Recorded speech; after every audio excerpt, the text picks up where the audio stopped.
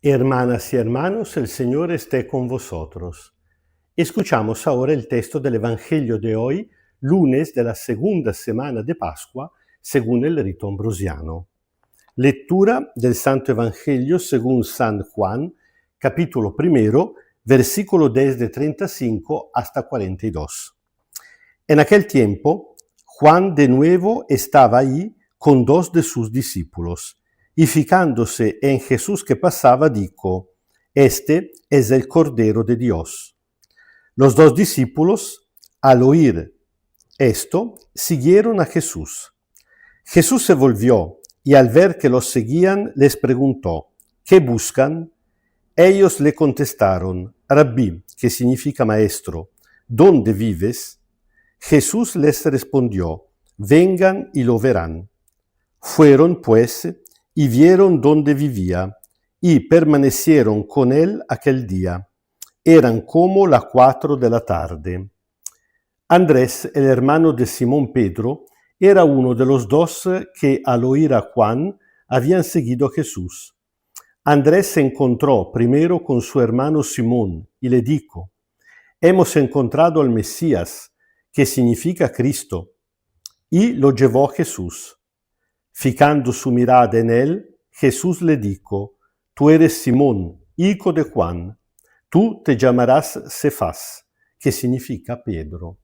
Palabra del Señor. El texto muy denso, también muy simbólico, representa casi el comienzo del Evangelio de San Juan.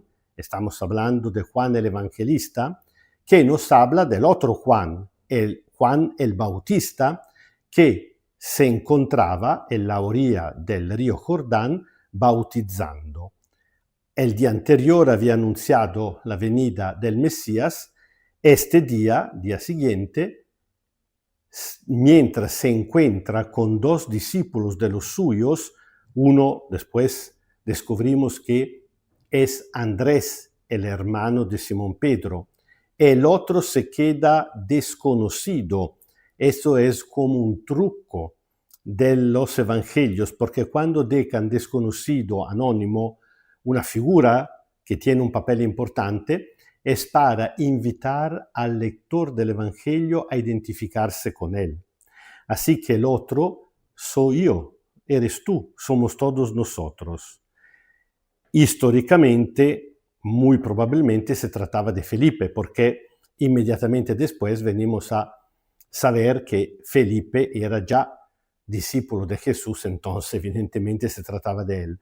Pero aquí lo deja su nombre precisamente para que se convierta en un símbolo universal. Bueno, Juan el Bautista indica a Jesús que pasa como el Cordero de Dios, y los dos abandonan a Juan y siguen a Jesús. Jesús, dándose cuenta que lo estaban siguiendo, le pone la pregunta fundamental de la vida de cada persona humana y sobre todo del discípulo. ¿Qué buscan? Esta pregunta hay que enseñársela a los jóvenes al comienzo de su vida.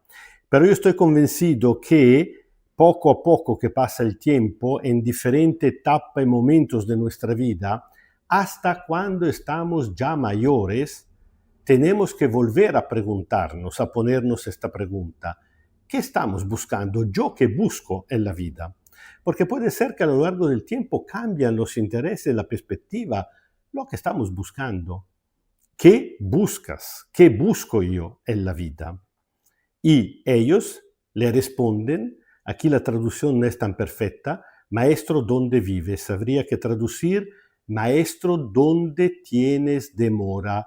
Parece la misma cosa, pero sí y no, porque al final Jesús, durante el discurso de despedida, durante la última cena, dirá lo suyo: en casa de mi Padre hay muchas demoras.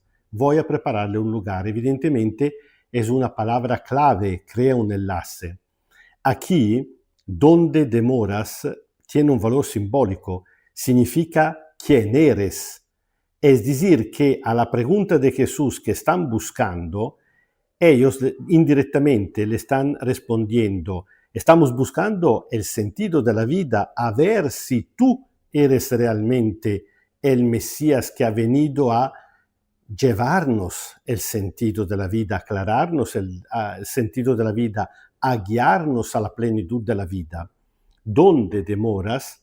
Jesús no se lo dice directamente, le dice vengan y vean. ¿Por qué? Porque la fe no es algo que se tiene que aprender de memoria, no es una doctrina. La fe es principalmente una experiencia, un ir con Jesús para conocerlo poco a poco. Tanto que, no a caso, el evangelista sí dice que aquel día fueron con él y vieron dónde vivía. Pero cuidado, no está diciendo, no está hablando de la casa que Jesús tenía, incluso porque aquí estamos a la orilla del río Jordán en la parte baja, cerca casi del Mar Muerto. Jesús tenía casa en Cafarnaum, es decir, al norte, muy lejos. Dice però que eran como las 4 de la tarde. Ahora, siempre que hay un detalle tan particular, è sospecha la cosa. Evidentemente non le importava la hora. ¿Qué significa simbólicamente la 4 de la tarde? La 4 de la tarde es una hora después de la 3. Bueno, las 3 lo sabemos, es la hora de la muerte del Señor Jesús. ¿Qué pasa después de la muerte? La resurrección. Es decir, que esta es una forma para adelantar por parte del evangelista en forma simbólica la respuesta que però descubriremos solamente al final del Evangelio. Será precisamente en la resurrección del Señor Jesús que descubriremos dónde Él vive, es decir, quién es. El Hijo de Dios que vive junto al Padre, que vive en el Padre. Es cierto que precisamente al comienzo de este mismo capítulo, que coincide con el comienzo de todo el Evangelio, Juan, el evangelista, lo había adelantado, diciendo que al principio existía la palabra y la palabra estaba junto a Dios y la palabra era Dios. Pero históricamente nosotros lo descubrimos poco a la vez.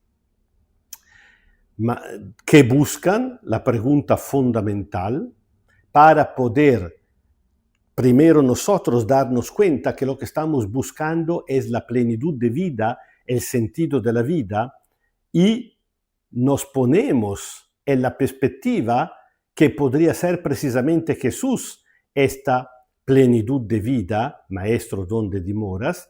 Y andando atrás de Él, al final, en su resurrección, lo descubriremos.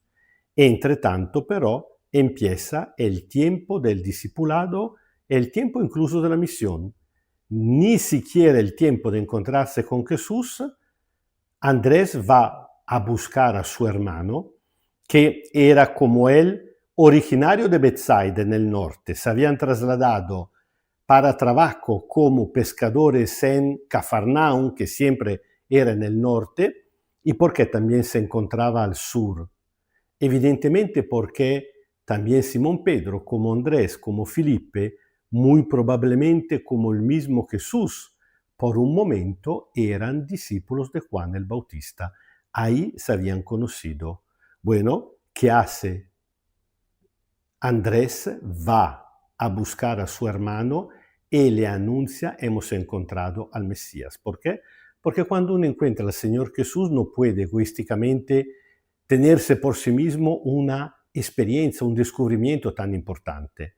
La misión no es simplemente un encargo, es una exigencia. Cuando lo descubrimos por nosotros, tenemos que anunciarlo a los demás. Y cuando Jesús se encuentra, gracias a la intermediación de Andrés a Simón Pedro, a Simón, mejor dicho, le cambia el nombre, así como hace Dios en el Antiguo Testamento a la persona que encarga de una misión especial. Abraham lo cambió en Abraham y muchos otros a lo largo de la historia habían tenido el nombre cambiado hasta Pablo, que sabemos que esto pero será después, que de Saúl se llamará Pablo. Bueno, el mismo Pedro, en el encuentro con el Señor Jesús, se ve cambiado su nombre como profecía, como perspectiva de un cambio radical de vida. El Señor esté con vosotros. Kyrie eleison, Kyrie eleison, Kyrie eleison. Os bendiga Dios Todopoderoso, Padre, Hijo y Espíritu Santo. Amén. Abraham, Dios le cambió el nombre. A Jacob también se lo cambió en Israel. A Pedro, a Simón se lo cambió en Pedro. A Saulo se lo cambiará en Pablo. A nosotros no nos cambian el nombre. ¿Por qué? Porque es el nombre que recibimos en nuestro bautismo. Nosotros tenemos la suerte que desde el comienzo prácticamente hemos sido dentro por gracia, por pura gracia, dentro esta perspectiva del encuentro con el Señor Jesús. Tratamos de ser dignos de esta perspectiva, tratamos de preguntarnos cada día qué estamos buscando para respondernos a nosotros mismos que lo que realmente estamos buscando es el Señor Jesús.